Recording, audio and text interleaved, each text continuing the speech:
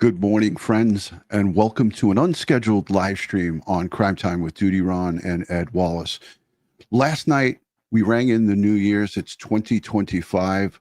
We were supposed to come on with a Happy New Year broadcast this morning, but a alleged terrorist attack took place at 3 a.m. local time, 3 a.m.-ish local time, New Orleans, on Bourbon Street. A white pickup truck with a lone occupant drove across barriers and into Bourbon Street, where people were celebrating the New Year at the early morning hours. There was a press conference at 7 o'clock this morning, our local time, and I'm going to play a little bit of that as we wait for the FBI, who is now taking over the investigation as a terrorist attack here this morning, and I will be monitoring the FBI press conference. Again, folks, this is from earlier this morning, so this information is outdated, but let's listen to it. To give you an update, you're then going to hear from our agent in charge relative to the FBI. So at this time, Chief Kirkpatrick. Thank you. All right. Good morning, everyone.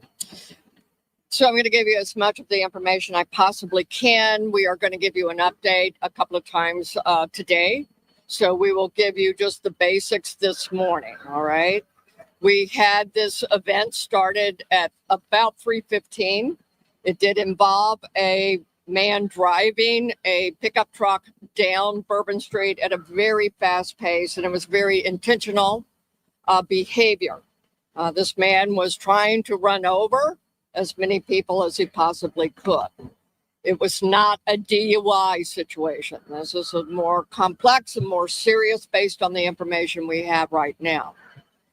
With respect to numbers, we have right now, and as you already know, this could change throughout the day. We do know that there are 26 injured people who are at UMC Hospital. We know we have 4 at Turo, 4 at Ochsner Baptist, 1 at Tulane. But even as I was walking out the door, I believe I have an unconfirmed additional people who have been taken to other area hospitals, possibly on the east side. But we will give you as many correct numbers as we can as the day progresses. It is a very tragic situation for me to tell you that we know we have 10 people that this man killed on Bourbon Street. That is why we do not want anyone on Bourbon Street today. Wherever you see yellow tape, please do not violate this tape. This is in order to protect and stabilize the scene. We have information to a certain degree of the demographics of those who are in the hospital right now. We do not know at this point how many could be tourists versus locals, but from the information I have right now, it seems the majority are locals versus tourists. What I also can tell you is that this man, this perpetrator, he fired on our officers from his vehicle when he crashed his vehicle. 2 of our officers have been shot. They are stable, and we will give you an update on them. I have yet been able to go to the hospital. I will be leaving here for us to go visit our officers. We have called in every officer that we have. We have so much appreciated our partnerships who have also offered us staff. Last night, we had over 300 officers out here. And because of the intentional mindset of this perpetrator who went around our barricades in order to conduct this, he was hell-bent on creating the carnage and the damage that he did. Because of the nature and the indices that we have on the scene, and we have enough information that the FBI will be taking over this investigation. And with that, I am going to be asking, this is the assistant agent in charge. This is Agent Duncan, Special Agent Duncan. And she has taken over this case on behalf of us and the FBI. As always, we will be in partnership with all of our partners. But Agent Duncan, if you want to have a few words for everybody. I just want to state something here. The FBI is very, very apprehensive about labeling things terroristic in nature. And this Agent Duncan comes on here, and this is from earlier. I have on the screen is my post. This is from 7:30 this morning, local time here.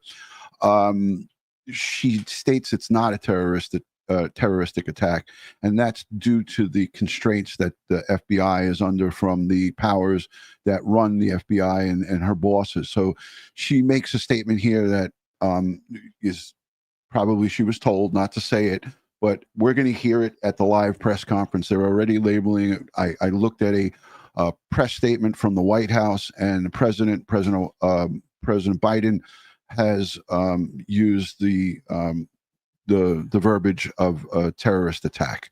So let's listen to this. This is, again, from earlier, folks. Thank you for tuning in. Please remember to hit the subscribe button and the thumbs up. Thank you, ma'am. Good morning. My name is Alethea Duncan. I'm the Assistant Special Agent in charge for FBI New Orleans. As Chief Kirkpatrick said, we'll be taking over the investigative lead for this event. This is not a terrorist event.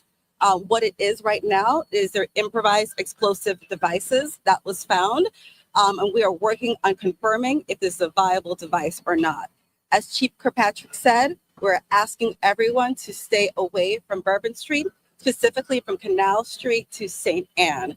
That is my ask. Once again, stay away from Bourbon Street, Canal Street, all the way to St. Anne until we can figure out what is going on. Our goal is to provide you additional information at the 11 a.m. press conference. Thank you so much, and we will be in touch. Yes, I will say that we want our community and our visitors to continue enjoying. There's so much to enjoy about New Orleans, and we are going to make sure that our routes in the Superdome are safe today for the game. And yet we had this tragic event. And we're sorry again to everyone in our community. But we do want you to go about the day. As we say, just stay away from Bourbon. Okay? Can you elaborate on the device? You did say something about the device. We actually are not going to be taking questions this morning until we have more information. That's why we will give you an 11 o'clock briefing. So until then, please hold your questions. We will give you everything that we possibly can. Okay? So 11 o'clock, we will see you at the headquarters, and we will go again from there. Okay? Chief, were the bullards engaged? Were the bullards device is engaged? The device is confirmed? Vehicle that was already captured that was able to give the Okay, and I'm just going to give you a live look. This is, from Fox News. This is a live look of Bourbon Street and some of the areas that are taped off. It's a huge crime scene. There's many, many victims. There's so many people to be interviewed. You could see cameras and stuff like that. They have cameras all over the place. There's probably cameras over here, cameras on some of the businesses. There looks like a Walgreens. So let's look at a little bit more of this. Retired NYPD detective, crime scene expert Ed Wallace is going to be joining us in a few. He's at a remote location, but let's listen in while we wait for the 12 noon press conference. motivation of this individual to where the FBI can hang their hat on to say this is not being investigated as a terroristic act domestically or internationally, and thereby as a mass attack, the criminal intent, in other words, a murderous act. So I hope there can be some sort of specific information and a question to be asked. Why are there two different motivations being provided here? One that it's emphatic that is a terroristic act, and then one that's emphatic it's not a terroristic act. There seemed to be that there was no room for error there. So I would hope that. I'm just going to say this, and again, this is getting information that we have from the location. The guy drove a pickup truck, into a crowd with explosive devices, whether they were, we don't know the extent of how advanced they were, but he had explosive device confirmed in the vehicle. He had a weapon because he'd shot it out with the police. So his intentions were to create the most harm and to create terror to a mass amount of people. Folks, it doesn't take a rocket scientist to figure this out. This is a terrorist attack. This guy went there with the intention to cause mass casualties via the vehicle, via a firearm, and via explosive devices. What more do you need? There may be a clarification to say this is why we said what it is, and this is what it is being investigated as, or I shouldn't have said that, and thereby all options are on the table as to the motivation behind this driver. And they were all inside the police department for a while, kind of coordinating information, speaking back and forth. So it is interesting that you had those conflicting comments that were made, because you would imagine that are mass celebrations being celebrated throughout the country. As far as a manifesto or anything of that nature, if it does exist, is it likely, and this is a hypothetical situation, but I'm hoping you can provide some context here. If there is one, what are the odds that you have police, the FBI, all of them actually tell the public about that now? The suspect, as we know, is deceased, so there's not necessarily any sort of danger to the public unless somebody else was involved. What are the odds that we actually hear not only that a manifesto exists, but if it was, or there was some kind of note, what it actually said? Yeah, so that's where I think also the question as to why the FBI would say this is not a terroristic act and the locals saying it is, right? And I highlighted this comment because someone said there was a flag pole. One of the witnesses, I saw that, said there was a flag pole on the back of that pickup truck. And I'm monitoring the live feed for the press conference. As soon as the FBI press conference starts, I'll go right live to it. But I'm monitoring the feed. But it was alleged that there was a pole on the back of this pickup truck with a flag affixed. So let's listen in. I'm going to go back live to the driver. NOPD officers took the driver out. They did sustain some injuries in the shootout, but they're expected to pull through. And that's the latest I have right now. And Senator, what yes, the same similar information that we have at this time. Again, I just want to express my condolences, and my heart breaks, our heart breaks for all of the victims, those innocent lives who were lost, and those who are recovering. This is not who we are as a city, and we won't stand for it. And right now, we're going to continue to gather information and come up with identifying what exactly took place, how he was able to breach those bollards on Bourbon Street, but no new information at this time. What are your thoughts on any potential changes when it comes to Bourbon, whether it's, just pedestrian traffic? What are your thoughts on that? I think everything is on the table right now. Shame on us as a city and its leaders if we don't address this issue and figure out how to make the city safer. And I don't want to say we have any concrete plans of action right now, but definitely look at ways to make Bourbon Street safer for the pedestrians. Okay. Anything else you want to add? Yeah, I'll just add again that everything will be assessed and analyzed, and whatever we can do at the state level to support our local leadership, who I know is doing everything within their power to find out how we can make it more safe, we're going to do that. State police will do an investigation. All right, so that was some reaction in there. I do have an update in regards to this press conference we were expecting. It is now, Fox News is reporting that we are now going to get that at 2 p.m. Eastern time. Again, we were expecting this to start around noon or 12:30 here on the East Coast. But again, Fox News now reporting that we are going to get that press briefing at about 2 p.m. Eastern time here on Live Now from Fox. So what we will do when that does happen is we will take it here live, raw, and unfiltered on our feed for you. All that new information we will bring to you. Now, of course, if that does change and it does happen a bit sooner, we will pivot to that as well. I do have the image there of where the media is set up on my screen, and I am monitoring it for you. So again, if it does show up, we will pivot. In the meantime, let's continue to talk about what we know, what we don't know right now as I bring you this live look again. Hey, Ron.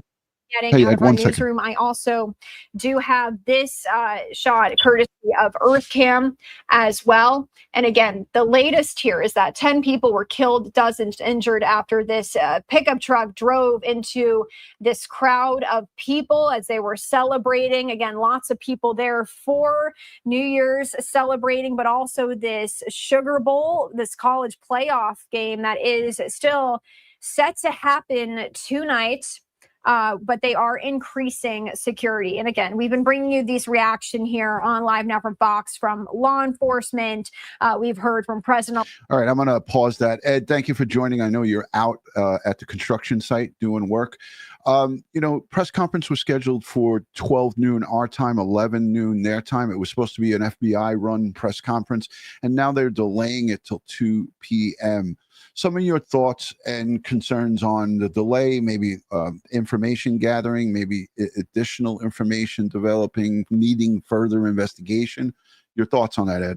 Well, a couple of thoughts come to mind. I hate to be critical at this time, but these are portable bullets that you tow into place, and they have hydraulic and electrical components there that drop a steel plate down to allow cars to pass over it. And when you want to stop a car, it comes up, and if a car tries to get past it, it'll crash into that and stop it. So we don't know.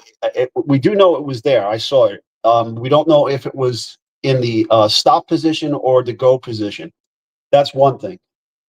So, and even if it was in the go position, stop position, and that truck managed to get around it, that just tells me that it probably wasn't deployed properly and allowed the truck to mount the sidewalk and get around it. There was nothing to stop the truck from getting around, because that bullet does not extend to the entire length of the width of the street, rather. Right. Next, this vehicle that was used crossed over the American border from Mexico 2 days ago. Eagle Pass. Eagle Pass, that's right. All right, so we would have to see what that connection is, okay? Next, the confusion between the local police and the FBI, once the local police saying terrorism, the FBI saying not terrorism. I've seen this time and time again with the FBI because of the nature of their bureaucracy and the fact that they think they want to be in control of what is and what isn't terrorism. They do this over and over again throughout history. You could go to the shooting on top of the Empire State Building, where an Egyptian terrorist shot up the observation tower, and it took them over a year to call it terrorism. Okay, and then you could look at the Fort Hood shooting with Major Hassan in Fort Hood, in Texas, where they were calling it workplace violence when they knew he was radicalized online by Anwar al-Awlaki.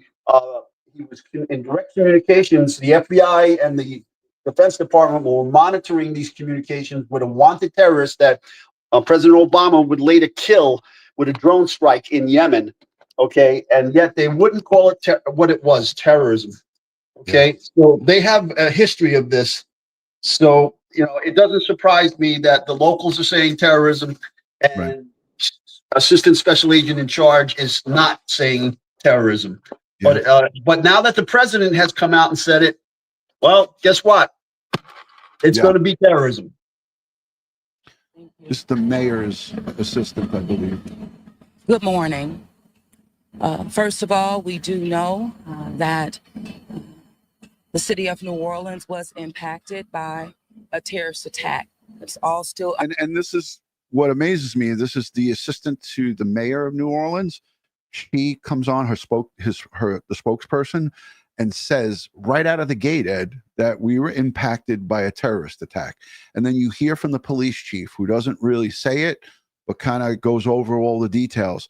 And then the FBI special agent who takes over as per the New Orleans police chief, superintendent, I believe they call him, She says the FBI is taking over, and the FBI, her first sentence is, "This is not a terrorist attack." So let me just comment on that. The taking over. Okay, the FBI just can't come in and say we're taking over. They have jurisdiction for the federal aspects of it, but only if the local or state law enforcement asset, relinquishes their right to conduct an investigation in this matter, and steps out of the picture, does that happen. They just can't come in and say, all right, we're taking over, because we can, as a local law enforcement like the NYPD, we could have our own independent investigation, as you are seeing now with the CEO shooter. running in conjunction with, Yeah. right? Right. So let's take a listen to this. Ed, do you have a couple of minutes, or do you got to run? No, I'm here. Under investigation. You'll hear more after me. However, I have been in direct contact with the White House, with Governor Landry, and of course, a unified command who is present here. What I'm asking at this time are prayers for those who have lost their lives in the city of New Orleans due to this tragedy. In addition to that, I'm asking the public to stay clear of 8 blocks around Bourbon Street. Stay clear from Bourbon Street, 8 blocks around. Very active, and again, a unified command is in place right now. I'm going to ask Chief Kirkpatrick to give you an update. You're then going to hear from our agent in charge relative to the FBI. So at this time, Chief Kirkpatrick. Thank you. All right. Good morning, everyone. So I'm going to give you as much of the information I possibly can. We are going to give you an update a couple of times today. So we will give you just the basics this morning. All right. We had this event started at about 3:15. It did involve a man driving a pickup truck down Bourbon Street at a very fast pace, and it was very intentional behavior. This man was trying to run over as many people as he possibly could. It was not a DUI situation. This is a more complex and more serious based on the information we have right now. With respect to numbers, we have right now, and as you already know, this could change throughout the day. We do know that there are 26 injured people who are at UMC Hospital.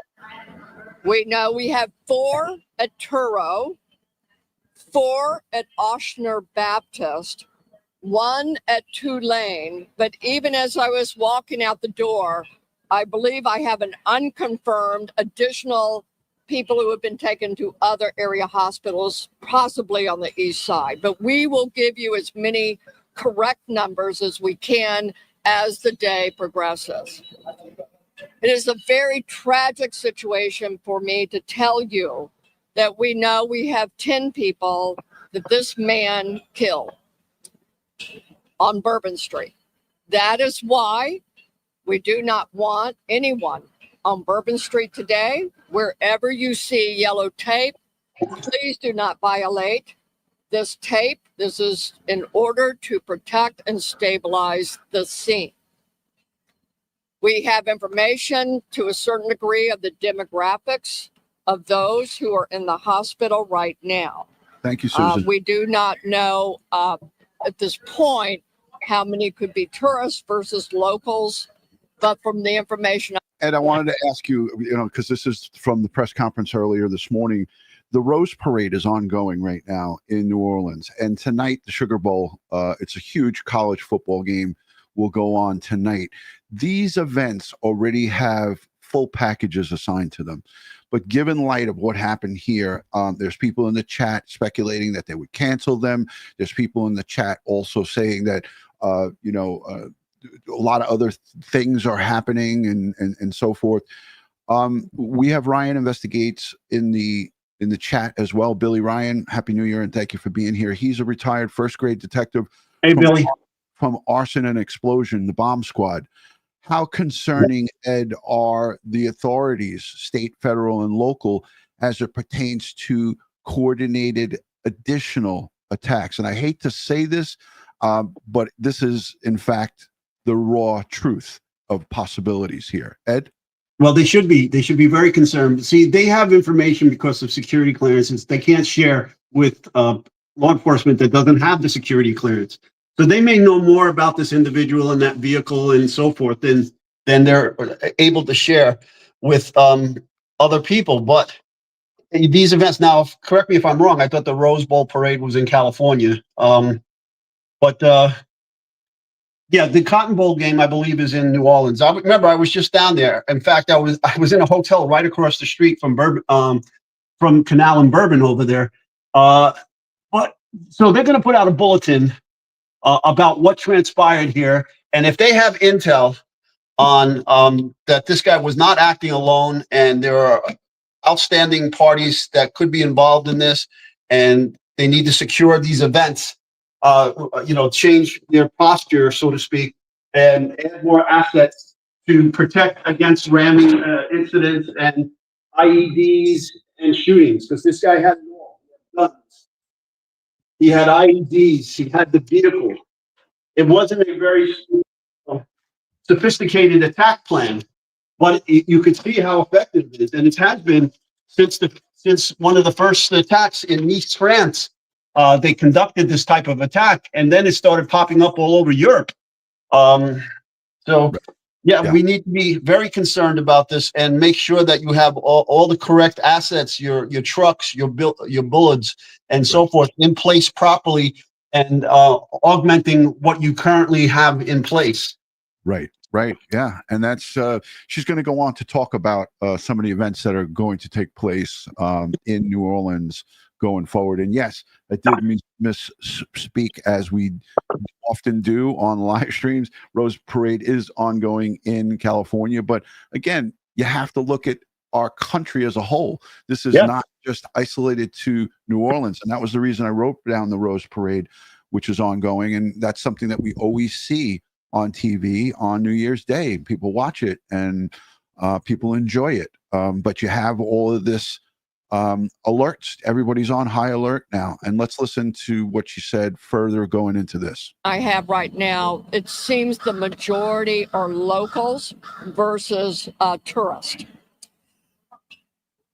What I also can tell you is that this man, this perpetrator, he fired on our officers from his vehicle when he crashed his vehicle. 2 of our officers have been shot. You know, it makes me think, Ed, too, with him firing upon the officers. Did his initial plan include coming out of the vehicle if stopped and firing upon the partygoers, people on Bourbon Street?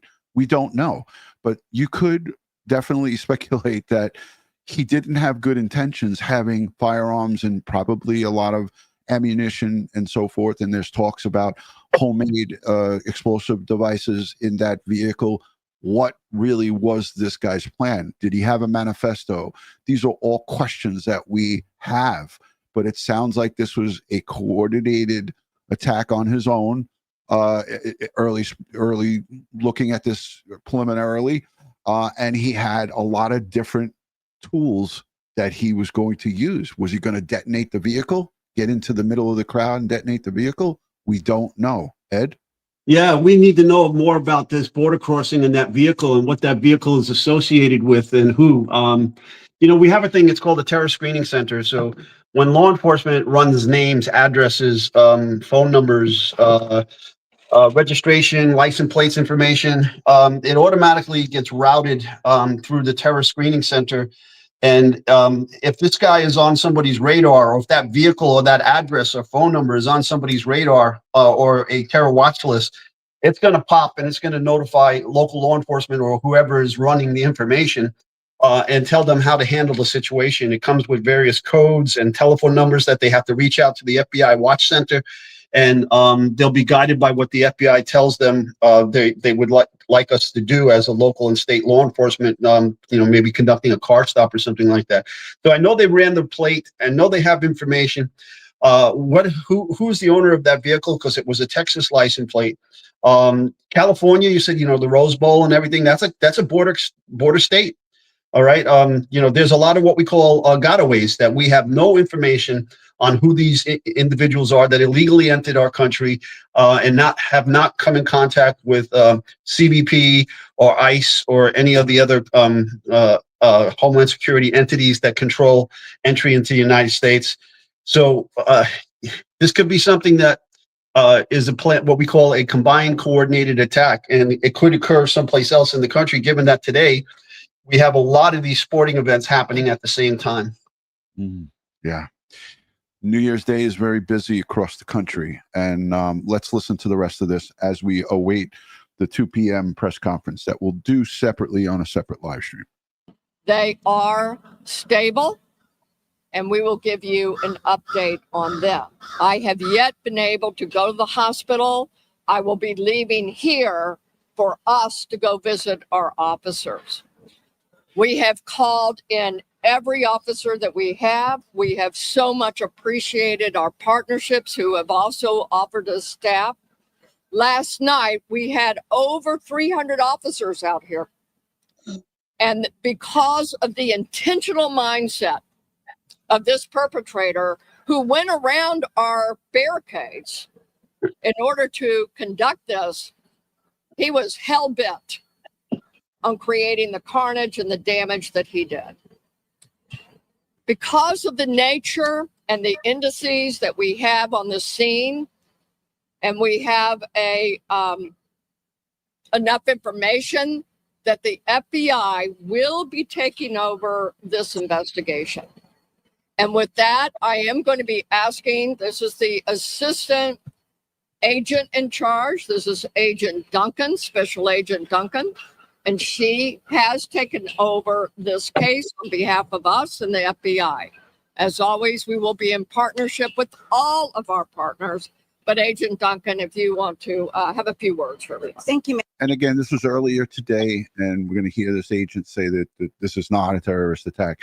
Again, this is from earlier this morning, and we already have confirmation coming out from President Biden in the White House that, in fact, it is a terrorist attack.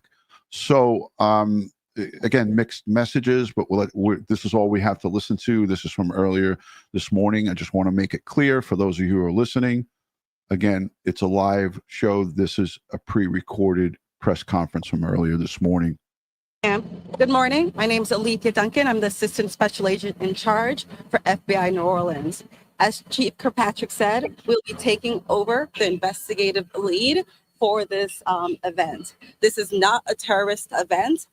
What it is right now is their improvised explosive devices that was found. And we are working on confirming if this is a viable device or not.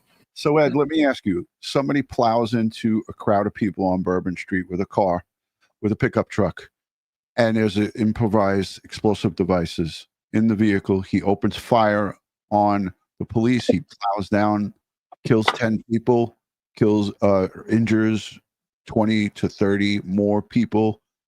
And this is not, you would not label this as terrorist? I mean, even preliminarily, she has the data, but I guess she's under those FBI constraints, no?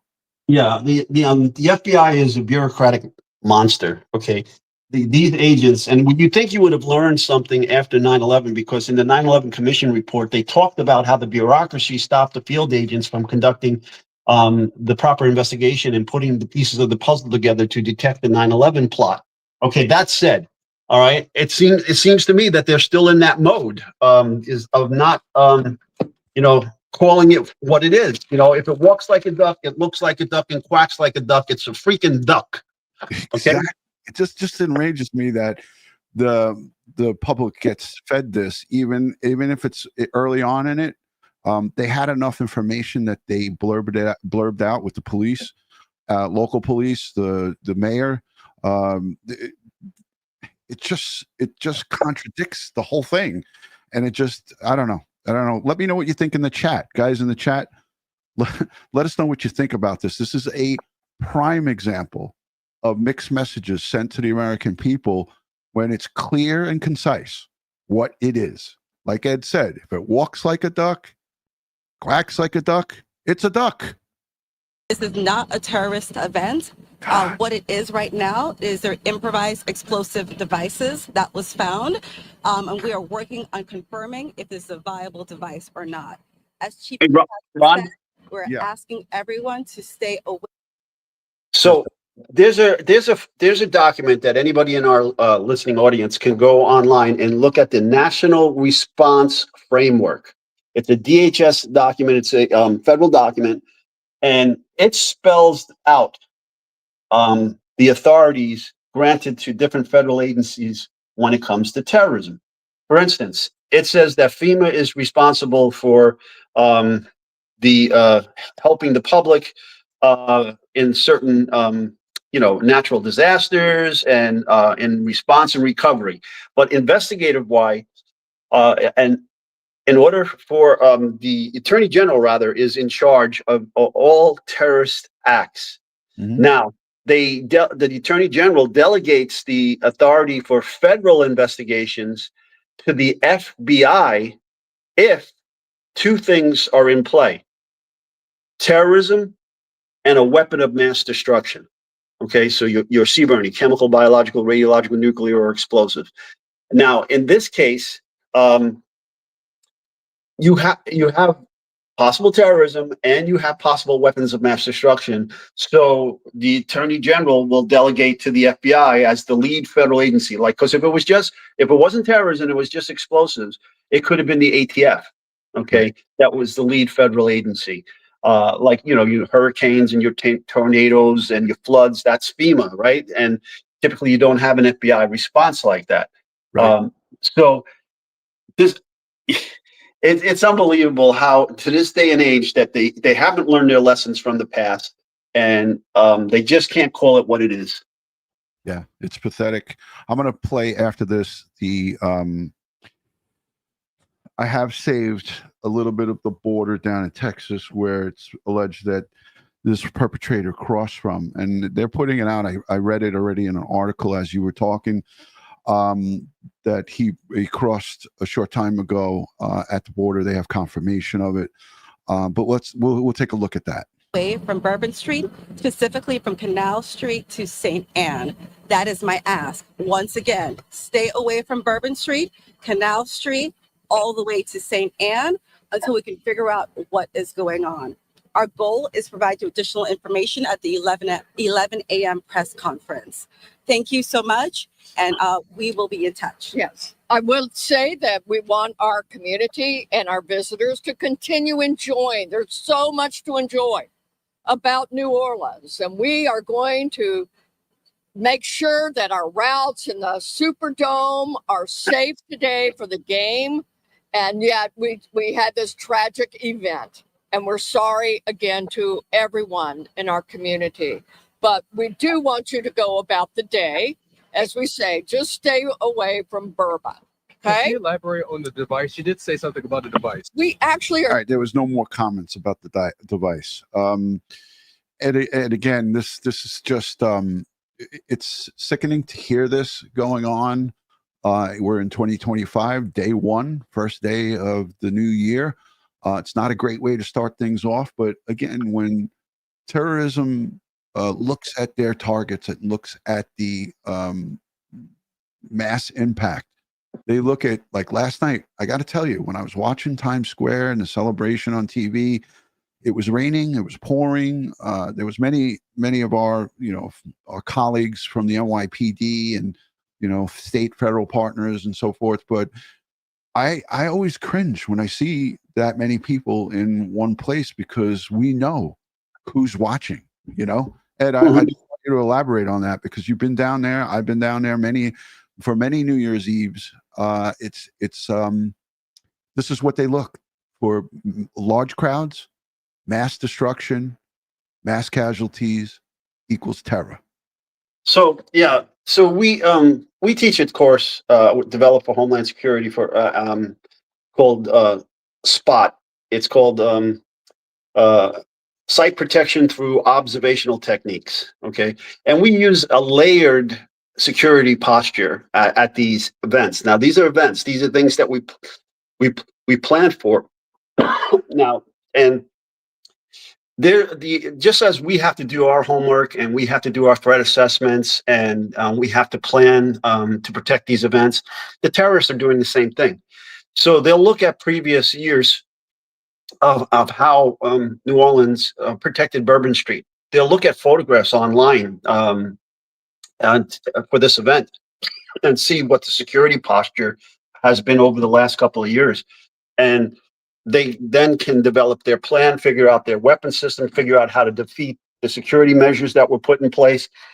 So, like, for instance, for us, we start out blocks away from Times Square for the ball drop. Okay, we have our first line of security is high visibility, uniformed personnel, bag checks, metal detectors, magtometers, the whole 9 yards, right? And then they go down to the next checkpoint. So we're talking about like three blocks out.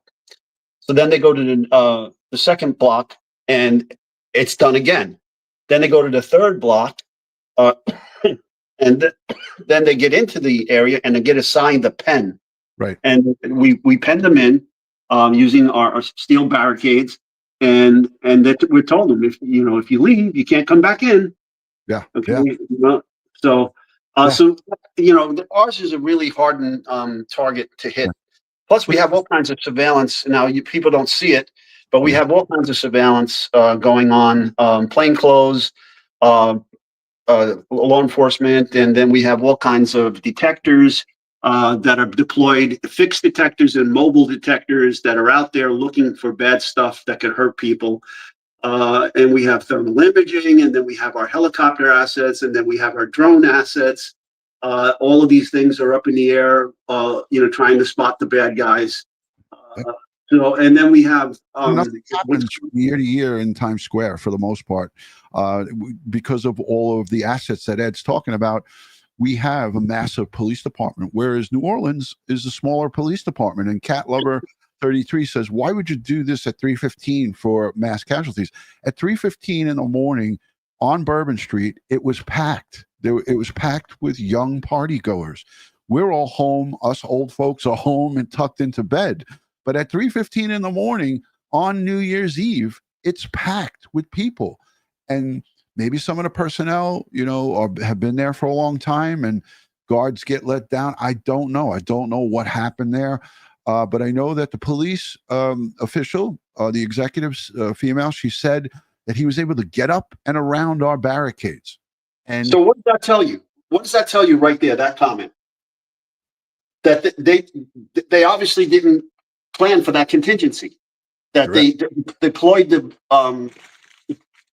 mobile bullets in such a way as it didn't cover the entire street, and then it wouldn't, because that one particular one wasn't wide enough to cover the entire street. She said there's 300 officers there because they all respond and converge there. That doesn't mean, folks, people listen to these press conferences and they glean stuff from it. That's not right. They have a detail that's assigned down there, and I know that detail wasn't 300. I know that what she was referring to is after this attack happened, 300 officers converged and responded onto the scene. Those details of the police detail that's down there is available, and it's probably public record. Could probably be, obtained by the press. There was no 300 New Orleans police officers down there. They did respond, and they all came and converged after this mass casualty event happened. Yes. And they engaged. After the truck got stopped, kudos. The suspect got out with a long gun, and they engaged. And several officers were shot, and the suspect was shot. Now, it's unclear at this point if he was shot and killed by police or he shot and killed himself. Was being reported, and that's what we were reading before coming on the air. It's just something that has to stop, and it is what it is. I just want to look quickly on Fox now and see what they're talking about. I know that the 2 o'clock is kind of a disappointment, because we wanted to get updates, Ed, on what was going on here as it pertains to this event. But let's hear what they're talking about here. This is live. One of the things, especially coming out of the briefing, is that they're doing everything possible to make sure that we can be as safe as we possibly can moving forward. Now, understanding that this person went around the sidewalk, went around any barricades to access the street. So they were intent on harming people, killing people, and wreaking havoc. So how do you prevent that? But I'm sure that our chief and our law enforcement partners at the federal and state level will assure people and let folk know what is the perimeter going to look like, what can you expect with vehicular and pedestrian traffic, and that we're going to be out there making sure that people are as safe as they can possibly be. And the public can look forward to that. All right, Councilmember Oliver Thomas, I know you're very busy there today. Thank you for joining. And again, hearts and thoughts and prayers are with you. Thank you. God bless you. God bless. All right. Thank you. All right. We are going to go away for a 2-minute break here on Live Now from Fox. Much more coverage to get to. Stay with us. On scene, and it looks like they're actually doing a live interview right now. So let's pivot over there and listen in to see who they're speaking with. Discuss the shootings that took place last night. Grab you real quick, just 2 minutes. Move back out here, just here. We're not in their shot. How you doing? I'm good, man. Are you in town already? Yes. All right. Obviously, we know the basics right now. Is there anything that the biggest question folks have right now? Should they be concerned for additional safety? We've heard these other devices. Anything you can help? Well, I can tell you this: it's an ongoing investigation. So every single resource from the federal, state, local officials are being used. I've been in constant communication with the White House, Secretary Mayorkas of Homeland Security, with the Governor's Office of Homeland Security, and with all of the local and state officials. There was a single shooter at this point. He's been taken down by law enforcement and during investigation. We're not leaving any stone unturned. We're going to make sure that we do everything that we can possibly do to secure our community, for our locals as well as our residents, and take no chances. There's a lot of moving parts, ongoing investigation, some things I simply can't talk about for obvious reasons.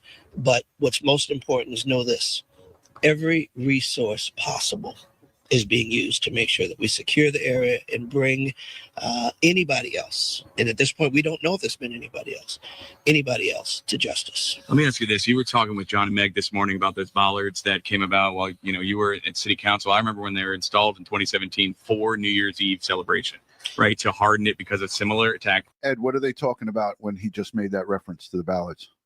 They're talking about the devices that are made of metal and hydraulics and electric, and they pop up to stop vehicular traffic from proceeding down Bourbon Street in this case, and then they're lowered on command by the operator of the bollard to allow authorized vehicles to traverse Bourbon Street. Right, and this is a system that he was able to circumvent somehow. Right. It appears he drove around it and went up on the sidewalk because there were no vehicles or other obstructions to stop him from doing it.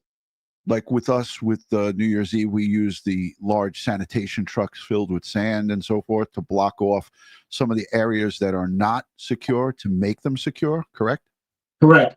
And if you've ever been up to UNGER, UN in September, or any of the major events like the US Open Tennis or World Series or any of those events, all the sporting events, we put them out as well. Thanksgiving Day Parade, the ball drop, so that we can control access to that. In fact, if you remember a while ago, there was a terrorist attack from a person from New Jersey who rented a Home Depot pickup truck, and he came into New York City from New Jersey on Halloween, and his primary target was the Halloween parade in the Village. Well, because of our layered security and those bollards, he couldn't get his vehicle into the parade to attack it. So he went over to the West Side Highway and mounted the bicycle path on the west side by the Hudson River and drove southbound from Midtown and just ran over and massacred people there. Yeah. Wow. a lot of people have a lot to say in the chat, and I want to just ask people if they can, just to keep it civil. I know we're all upset. We're all angry that this is happening, but let's not just jump to conclusions and draw conclusions. Let's wait until information comes out, and I think at 2 p.m., hopefully we'll get additional information. Was made for this exact situation, to know that they were not working. Can possibly do to secure our community for our locals as well as our residents and take no chances. There's a lot of moving parts, ongoing investigation, some things I simply can't talk about for obvious reasons. But what's most important is know this: every resource possible is being used to make sure that we secure the area and bring anybody else. And at this point, we don't know if there's been anybody else to justice. Let me ask you this. You were talking with John and Meg this morning about those bollards that came about while, you were at city council. I remember when they were installed in 2017 for New Year's Eve celebration, right? To harden it because a similar attack was made for this exact situation, to know that they were not working. And I mean, you live here. I haven't seen those things working in years. To know that that's the case right now, and now we're told that they were under repair. I mean, what does that say to you? Am I hearing this right, Ed? So when I saw, so what they're saying now is mind blowing to me. So what they're saying now is that the devices that were there in place on Canal and Bourbon Street were not working. And so I saw in the previous news footage that it was in the open position to allow vehicles to enter. So is that in fact the case? Were they Oh my God. Were they open and then he just crashed right through maybe a wooden horse or something that they put in place? That's what this reporter is talking about. He said they haven't been working in years. He didn't say they were just down for a week or two. My God, I'm dumbfounded. From the federal, state, local officials are being used. I've been in constant communication with the White House, Secretary Mayorkas of Homeland Security, with the Governor's Office of Homeland Security, and with all of the local and state officials. There was a single shooter at this point. He's been taken down by law enforcement, and there's an ongoing investigation. We're not leaving any stone unturned. We're going to make sure that we do everything that we can possibly do to secure our community for our locals as well as our residents and take no chances. There's a lot of moving parts, ongoing investigation, some things I simply can't talk about for obvious reasons.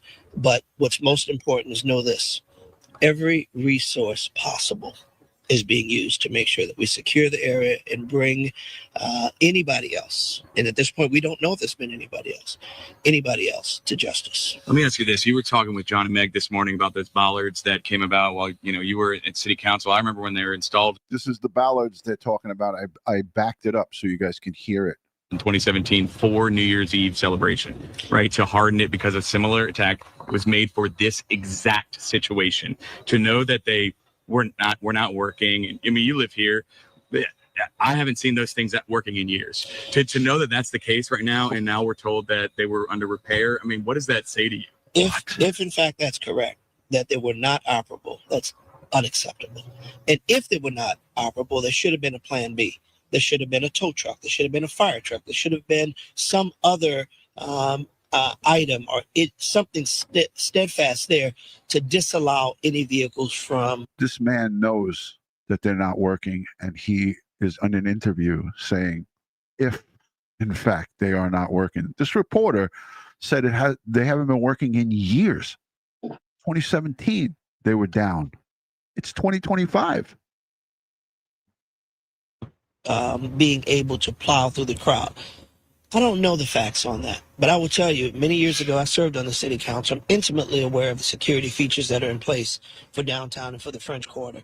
If those bollards were operable and working properly, no one would have been able to get to the 400 block of Bourbon Street. Congressman, I want to ask you, there were... So he just talked in circles, Ed. You heard what he said. I don't know if, in fact, they were not operable, but he said if they were operable, no one would have been able to penetrate and get onto Bourbon Street. Holy, hold on. Shiitake mushrooms. Holy shiitake mushrooms. I just said the F word. Wow. And now he's about to probably end this interview.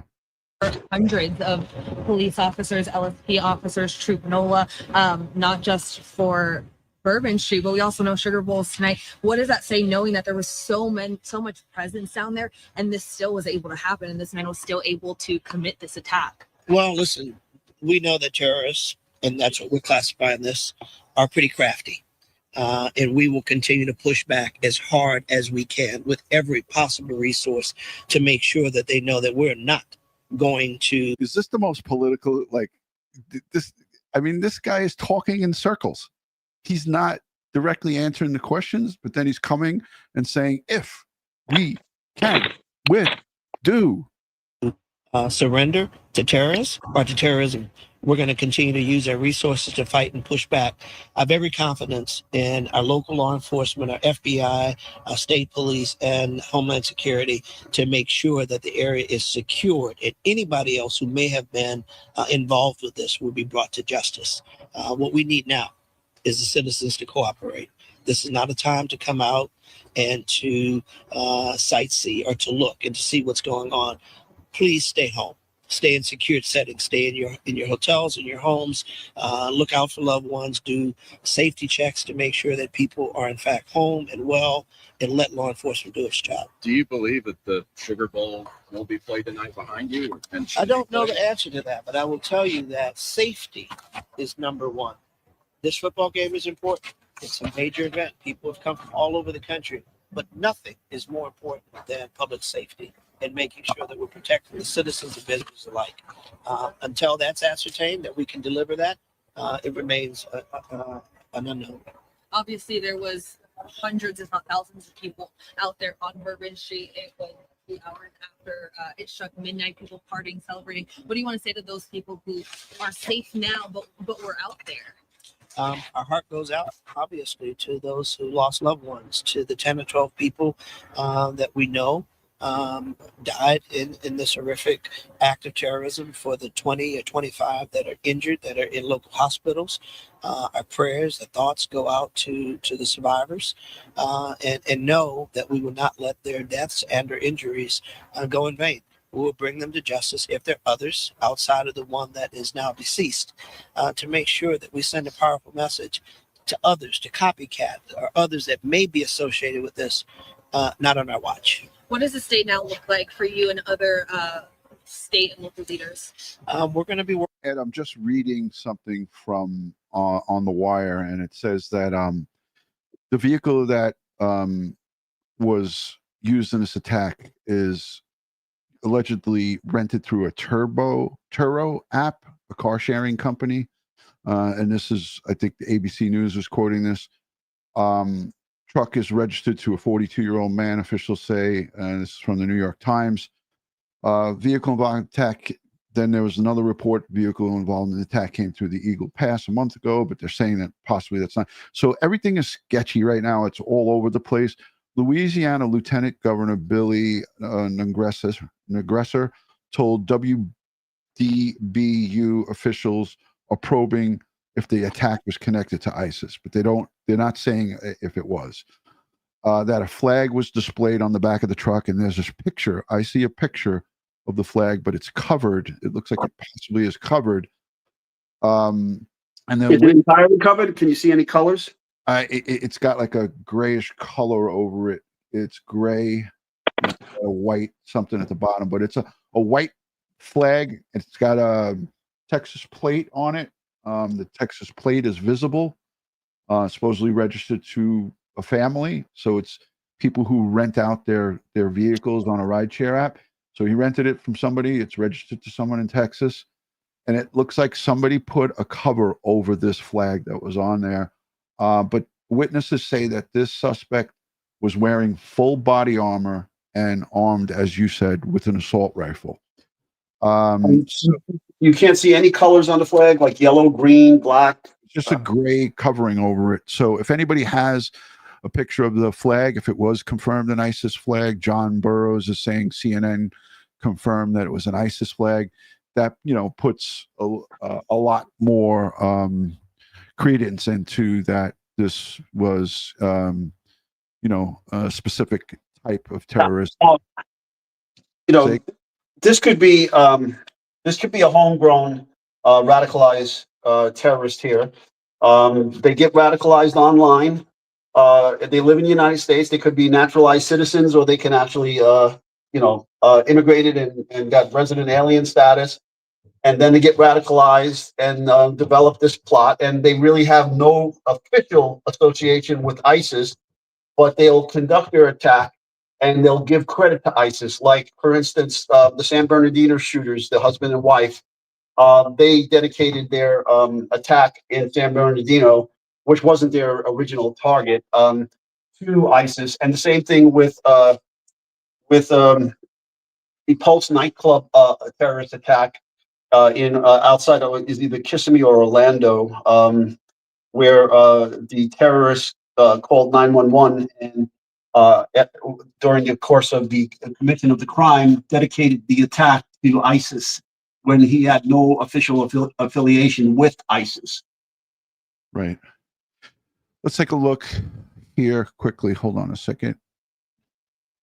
Got to do a little bit of housekeeping. Let's listen to what she's saying here, because she interviews a woman right after this. So I just want to hear this. Out of New Orleans, Louisiana. We did just hear from the council member, Oliver Thomas, there saying that we are expecting to get a surplus of new information a little bit later today at this press conference, hopefully set here in just about an hour and 15 minutes from now. I do want to pivot over to our Fox 8 New Orleans team as they are doing a live interview right now. Let's turn over there and listen in to see who they're speaking with. Hold on. Before I do this, I want to show myself. This is the picture that I got, courtesy of Kristen. Thank you, Kristen. So this is a picture of the truck, guys. So as you can see, Ed, there's a pole here, right? And then they got a covering over it. But people are saying that there was that it was an ISIS flag on that pole, but the law enforcement covered it. So that's what we're looking at. The story is continuing to develop. Let's listen to who they interviewed and what they released, if anything. Yeah, John, and obviously a very somber and tragic day here in the city of New Orleans. With me is New Orleans City Council President Helena Moreno. FBI investigating this as a terrorist attack. Yes, Sabrina, no doubt the FBI is here investigating this as a terror attack. From what I understand, there's folks coming in from Quantico as well, if they're not already here already. I would say that, expect Bourbon Street to be shut down roughly next 48 hours or so, due to the fact that this is going to take some time to process the scene. I'm sure you're also aware that there are also some sweeps happening right now on Bourbon Street, continuing to make sure that there's not any additional hazards or dangers within Bourbon Street as well. So we were expecting another press briefing at 11 o'clock that got pushed. Is there anything that you can update us on? So I'll tell you this. I mean, we are receiving, or I am receiving information like this. It's coming in so fast as to the suspect, who he was potentially, different, things that were online about him. I'm not privy, I don't think at this time, to be able to share that due to the fact that it's like I'm receiving this and I don't know how much they want that released to the public at this point. Maybe they're waiting till 1 o'clock. But clearly this was a terrorist act. This person was hell-bent on killing many people here in the city of New Orleans and inflicting a lot of torturous pain on the people of this city. And I'll say this, if there are any other people who were involved in this, and that is being looked at this point. Let me be clear that the full extent of the law will be brought on these individuals, federal, state, local, whatever it takes, because we cannot stand for any act like this to not just happen in New Orleans, but happen in our country. Should, you can drive down Bourbon Street, you can walk down Bourbon Street. Should it become pedestrian only? Look, after this, and it's actually happening now, okay? There are urgent conversations and plans happening right now. Rodney Hyatt, leading Troop NOLA, is one of the people who is leading these conversations on figuring out what immediately must happen to make Bourbon Street, make the French Quarter safe. So what does this look like? What does this mean? It could potentially mean having sand trucks at every entrance. It could mean concrete barriers. It could mean additional surveillance. It could mean. And this is what we do in New York City on a regular basis. And this reporter should have asked this woman, were those barricades that were put in place to stop a truck or a car or any type of vehicle from plowing down innocent partygoers on Bourbon Street, in fact, operating? This is why I don't understand why the media doesn't trap and corner these people and ask them the tough questions. That's what needs to be asked right here is why? Why was that not working? Why is it years not working? And you know, and everything that's coming out now makes me question why the assistant special agent in charge of the FBI New Orleans field office said it wasn't terrorism. She outright said it wasn't at the 7:33 press conference this morning, when both officials from the local, the mayor and the police, executive, female police executive, said that it was. And then she just contradicted them and said it wasn't. So I saw a lot of people in the chat like, oh, I'm confused. This really does add to the confusion. Be straightforward, be transparent, as they all say, and be honest with the American people. What happened? What do you know? Tell us what you know and tell us as it's developing, or don't say anything at all. So let's hear more of this rubbish. All of these things, that those conversations are happening now among law enforcement. And just to be clear, the FBI will be, of course, in charge of the investigation of this terrorist attack. But the security of the French Quarter will still be under the NOPD and the state police. Is there anything, I know the city has been in touch with the White House and the president has issued a statement.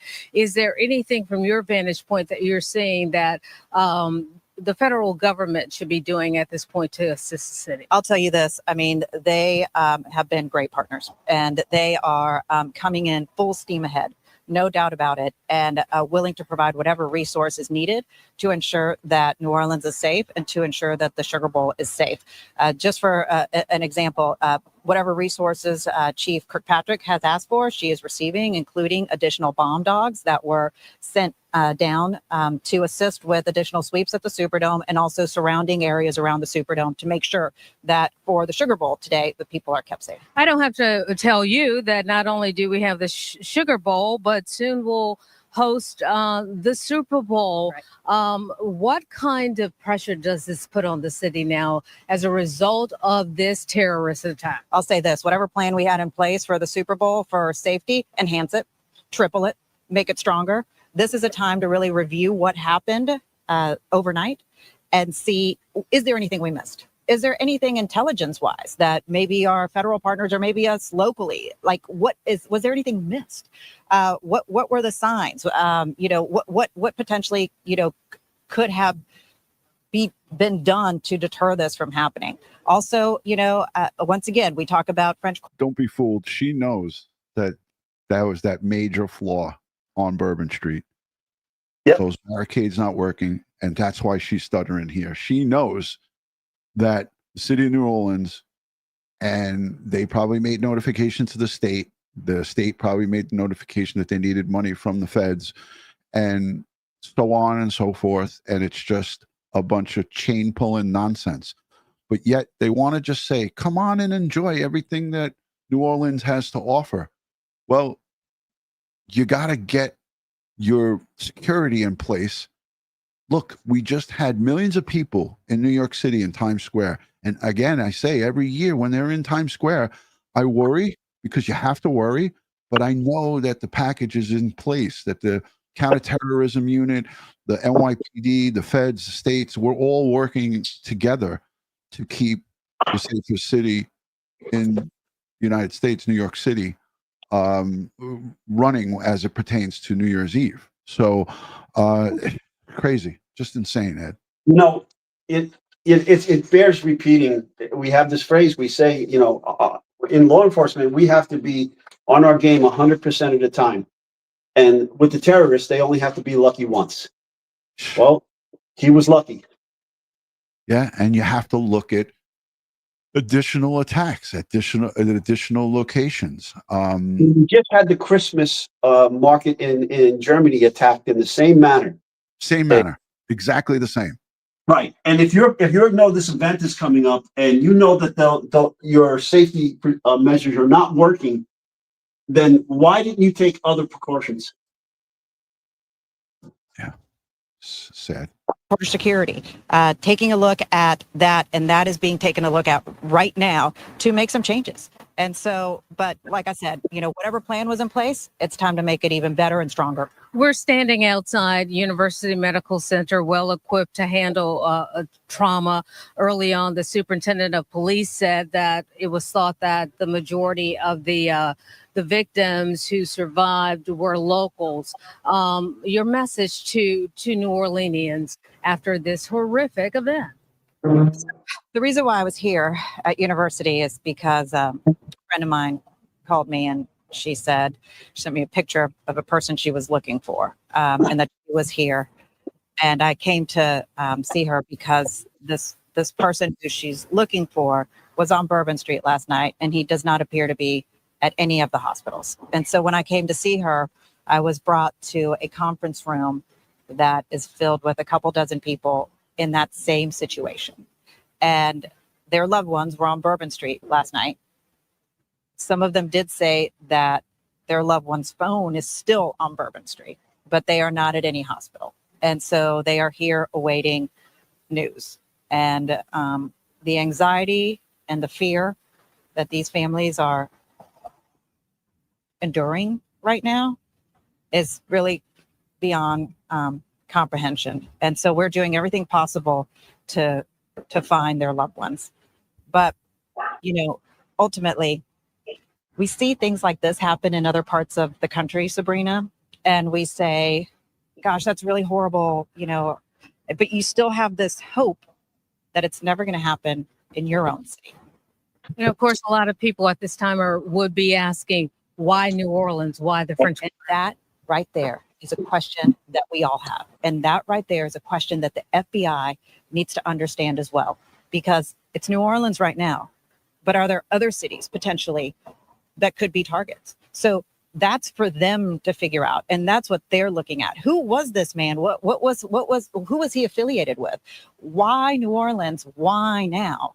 But for us moving forward is, did we miss anything? And if we did, how do we make sure we never miss that again so that doesn't happen again? Have you? All right. Those were some brief comments. They are upping the security measures, as we can see here from these security sweeps. A person familiar with the situation, this is all according to the Associated Press, said there was no immediate indication that the game would be delayed, as we just said, but that officials were waiting to get an all clear from authorities that it would be safe to keep the event at the 70,000 seat stadium on schedule. So again, any more information on this, we will bring it to you. However, I did want to pop up here some reaction and video and just posts here that we're getting off of social media. Excuse me there for a second. But we are getting this statement here from the All-State Sugar Bowl.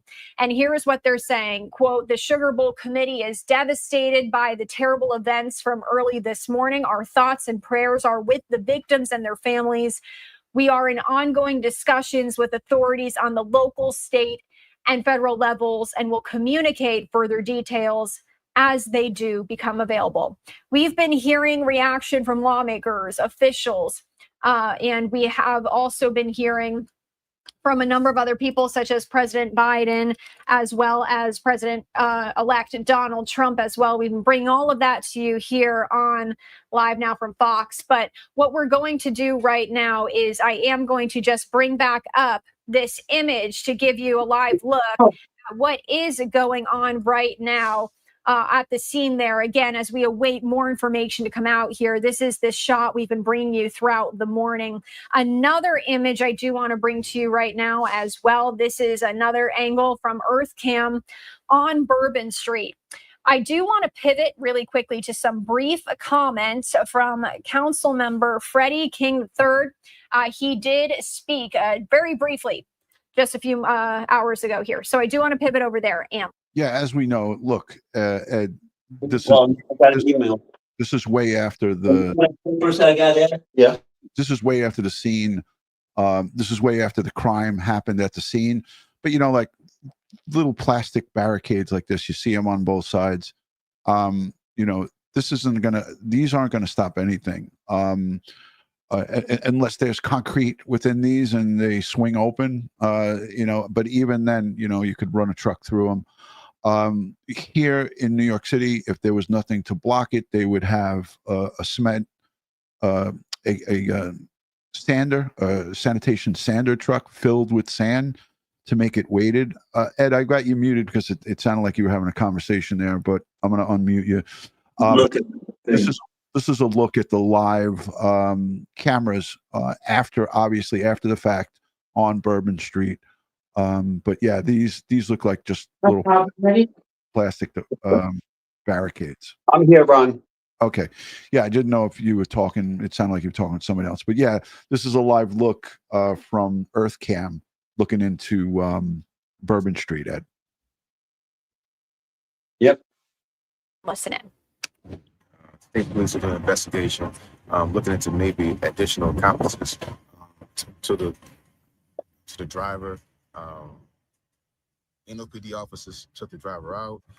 They did sustain some injuries in the shootout, but they're expected to pull through, and that's the latest I have right now. And Senator, what Yes, the same similar information that we have at this time.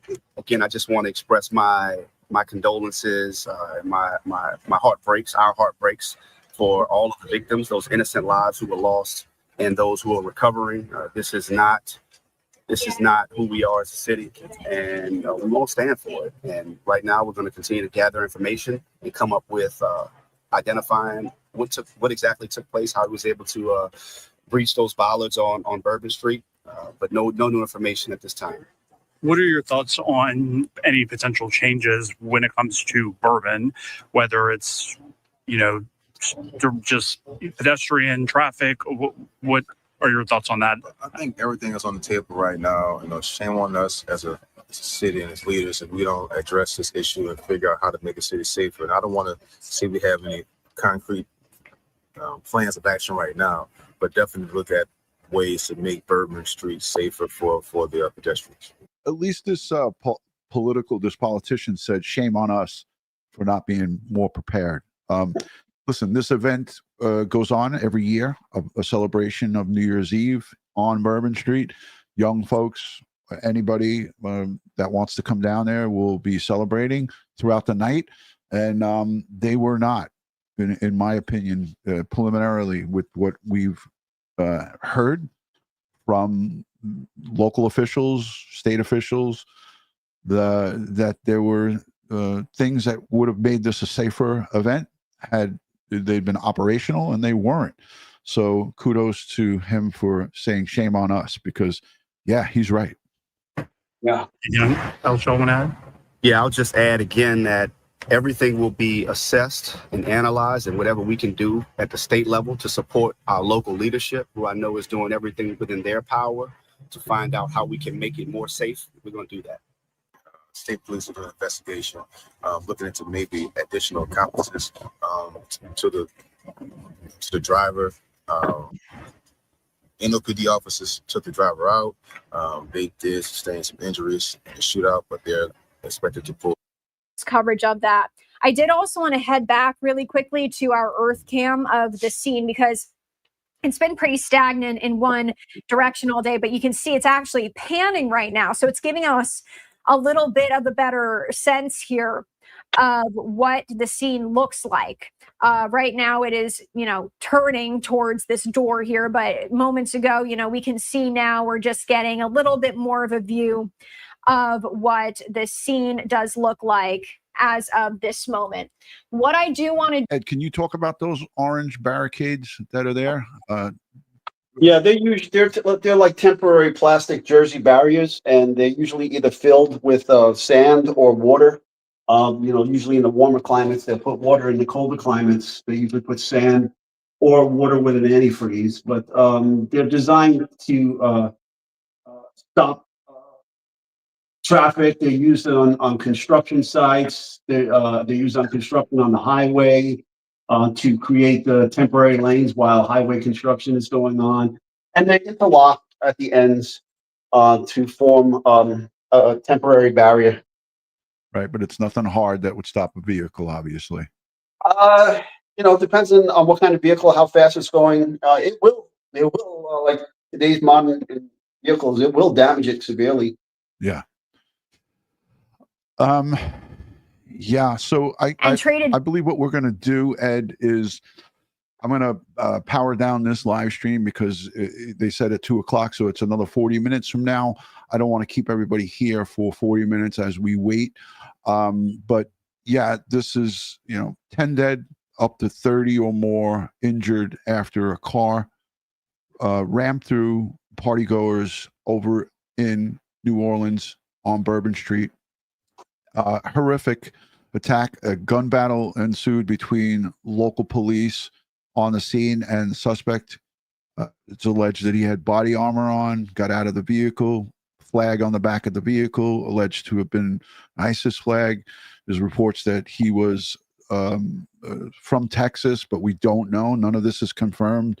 But let's listen in just for a second because this might be additional info. Investigating this as an act of terrorism. So for that, I do want to bring in Lieutenant Randy Sutton. He's retired law enforcement. He's a friend of the show.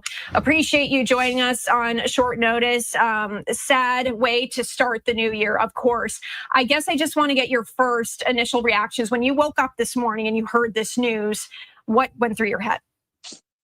Well, I woke up this morning to this news. I was notified about this attack and have been keeping up with the reports in the media and watched the press conference by the mayor and the police chief and the FBI. This is clearly a terrorist attack. I was a little surprised at the press conference that was done a little earlier, where the FBI assistant special agent in charge said they were not treating it as a terrorist attack. This sounds exactly like what we were saying right before this, Ed. Kudos to this guy, former law enforcement professional, but he's calling it as you see it and without the fluff and without speaking in circles. Yes, this is a terrorist attack. Which I didn't quite understand. Well, I guess there's been some clarification now. So this attack is horrendous. And it is demonstrative of what we have seen in other terrorist attacks recently in Europe. In fact, just about a week or so ago during the Christmas season in Germany, a vehicle was utilized to do a similar type of terrorist attack and killed people there. This is a relatively easy target for something like this. You have a massive crowd of people. And a vehicle can do, extreme amount of damage as it did today. And it's very difficult to guard against it unless you put cement barricades to prevent vehicles from coming onto the road there. So what we're seeing now is just the initial part of the investigation. There's also been a report that there were explosive devices found at the scene. This is going to add another dimension, and it shows that this is a well-planned attack. A lot of questions I have for you, but let's just go back to your initial comment about this being, you saying that it's a terror attack. Again, the FBI investigating this now as an act of terrorism.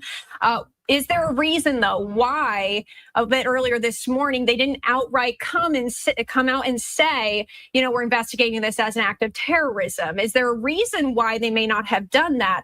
And now that this is an act of terrorism investigation, does that change anything? It really doesn't change anything because they announced this morning that the FBI was going to be taking over the investigation. They did that at the press conference.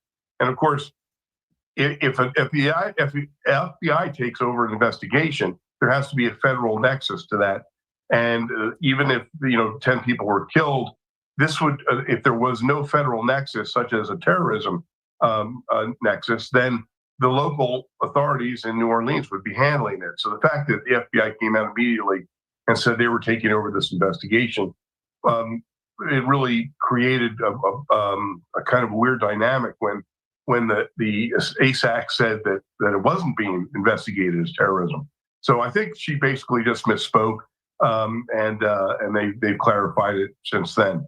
But now, what's the difference? The difference is if it's a guy who is just bent on killing people for his own weird purposes. The difference is what was there an ideology involved here, and that's the difference between a terrorism incident and a mass murder. And when can we expect to get answers here? I know this is probably going to be lengthy, but in terms of these press briefings, we did hear them say they're going to give us updates multiple times throughout today. Can we really expect new information at each time we're getting those briefings? Does that happen this quickly? Yeah, they're developing information, literally by moment. So yeah, they're gathering the information, and they will be dribbling it out as the day goes by. Remember, this is a massive investigation. Okay, we know we have one suspect here who's now been killed by the police, and they have to determine were there other people involved? Are there other devices that have been planted? Is there a secondary attack plan? And then they got to go deep into the motivations of the suspect. They're going to have to be doing search warrants on all of his properties, whether they're going to do search warrants on his residence, on his devices, his laptop, his phone, and it's a massive investigation. Exactly. And you mentioned something at the beginning of when I brought you in here that this was it's a large crowd of people, right? So makes sense, I guess, if you are going to try to do as much damage as possible, that would be your target. Can we talk about if we're seeing this, has we seen this play out multiple times before? And in terms of planning something like this, I mean, like you said, we're seeing explosive devices. In terms of planning this, how was that really possible given the amount of law enforcement that typically are around these large? A reported electric vehicle fire did occur, and the safety and well-being of our guests and staff remain our top priority. They're extending their heartfelt. Yeah, this is the report, and we're going to end it right after this. Supposedly there was an electric vehicle that went on fire outside of Trump in Las Vegas, Trump Tower or Trump Plaza or one of the hotels there. And this is a statement from Eric Trump. I did see that in the chat. People were talking about it, but I didn't see it reported. And just now here we saw it. It's a tweet. I'm not sure if this has any connection to this, but people are speculating as well. Ed, I want to thank you for taking out an hour. I know you're busy today. I'm going to cover at 2 Central, I think, so that's 3 o'clock our time. Cover the press conference. I'll cover it live. Hopefully, they'll give us more information. I don't want to drag this live stream out any further. Just wanted to see if there's any additional information, and it doesn't really seem like there is anything additional. They're just, really talking about it and bringing on former law enforcement to opine on, what's happening or what could have happened. But hopefully we'll get some information. How confident are you that we will get some clarity as it pertains to this, or a little bit more? Ed, what do you think? Yeah, I think we'll have a name. I think we'll have of the suspect. I think we'll have a lot more detail. It's all starting to trickle out. If you're watching this online on the internet, you're seeing people are saying who this guy is already. Yeah. Names, where he's from, how he got the vehicle, and so forth. So there's a lot out there, but I want to wait until we hear from officials what's out there, because as you know, a lot of misinformation gets put out there, and we just want to, wait. So thank you to everybody joining. Pete Pranzo and Michelle, Happy New Year to everyone. This is not a great start to the new year. And, I'm getting a lot of information sent to me by social media, by direct messages. My phone is lighting up like a Christmas tree, for crying out loud. But yeah, 10 innocent folks mowed down at early morning, 3:15 a.m. local time, New Orleans, on Bourbon Street by a vehicle, and we'll get more information as it comes out. But the press conference is 2 p.m. their time. It was supposed to be 11 this morning, 12-hour time. They delayed it, and it's probably for good reason. They're probably getting more information. They want to get their ducks in order and put out as much as they can. So I want to thank everyone for joining. Thank you to the new subscribers. Thank you to the moderators who are doing overtime and double time here on New Year's Day for us. We appreciate your support. This has been our breaking news coverage. The FBI was supposed to have a press conference again, like I said, 11 p.m., 11 a.m. their time, and they postponed it to 2 p.m. their time this afternoon. So thank you to everyone who has been here. Ed, I appreciate you. Any final words as it pertains to this terrorist attack in New Orleans? Well, prayers to the victims and their families. Sorry that this occurred in the manner that it is. That's why I always say, folks, stay prepared, stay safe, and watch your six. Amen. Here they're talking about. We are going to keep an eye on that press briefing for when it does start. So they do have on the screen here, suspect identified. And I know everyone's been saying it in the chat, and I appreciate you guys for saying it. This is suspect identified as 42-year-old Shamsud-Din Jabbar. I know I probably botched up that name, but 42 years old. And Fox is reporting on other agents. The name is Shamsud-Din Jabbar. I knew I can count on you, Ed, for that. Lori Shortlegs, thank you for super stick. So there's definitely an Arabic name here. Is this a Godaway that crossed the border? Oh my God, it's just getting worse. Yeah. And there was some people saying that he was a U.S. military member in the chat, and I don't know how valid. Well, that wouldn't be the first time. Major Hassan in Fort Hood, same thing. Right. Okay. Let's hear what they have to say here. Rented, and we are working to confirm how the subject came into possession. Let me pull up an image of the screen here as I do read this to you. This is the latest just in here from the FBI right now. Today at this morning, 3:15 in the morning Central Time, a man drove a pickup truck into a crowd of people on Bourbon Street in New Orleans, killing at least 10 people and injuring dozens of others. This is a statement from the FBI. I'm reading all of it to you as we do learn this new information. After hitting the crowd, he exited the vehicle and fired upon local law enforcement. Law enforcement returned fire and the subject was pronounced dead at the scene. 2 law enforcement officers were injured and transported to a local hospital. The subject has been identified as 42-year-old Shamsud-Din Jabbar. He is a U.S. citizen from Texas. He was driving a Ford pickup truck, which appears to have been rented, and we are working to confirm how the subject came into possession of the vehicle. An ISIS flag was located in the vehicle, and the FBI is working to determine the subject's potential associations and affiliations with terrorist organizations. Weapons and a potential IED were located in the subject's vehicle. Other potential IEDs were also located in the French Quarter. Again, that's the area where all of this has happened. The FBI's special agent bomb technicians are working with our law enforcement partners to determine if any of these devices are viable, and they will work to render those devices safe.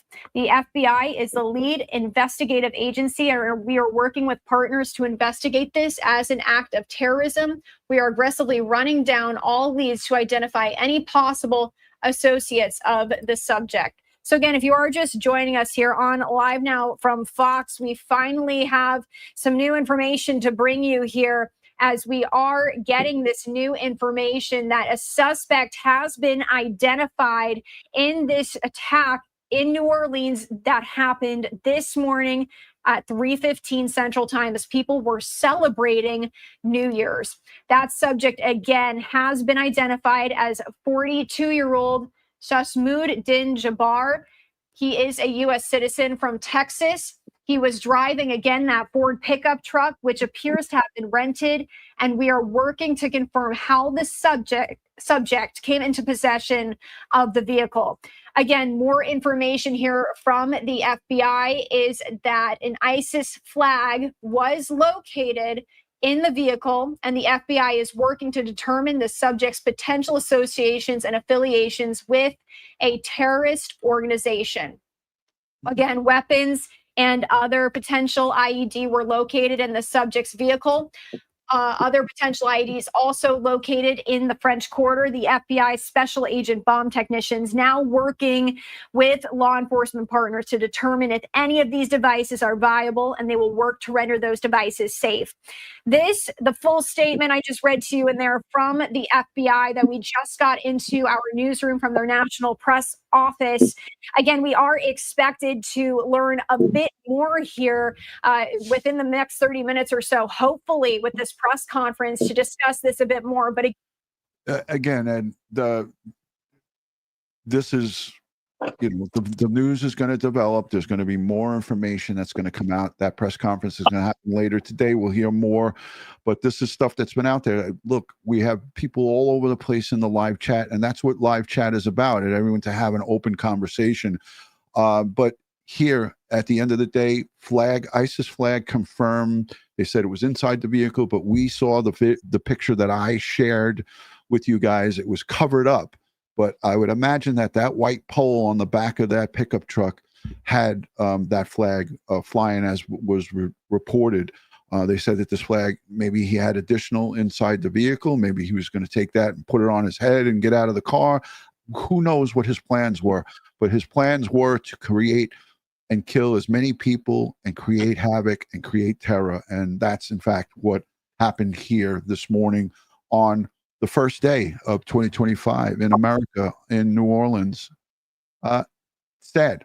Ed, thanks for hanging out with us for an hour and a half.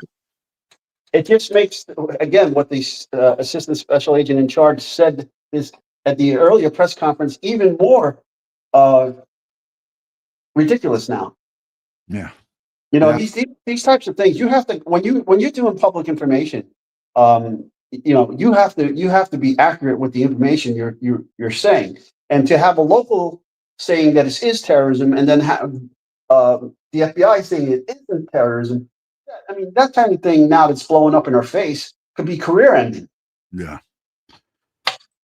Difficult. This is not an easy conversation to have. A lot of people have different feelings and opinions on it, but at the end of the day, there are people out there that become self-radicalized. They don't have to be from outside the country. They can be within, like you said.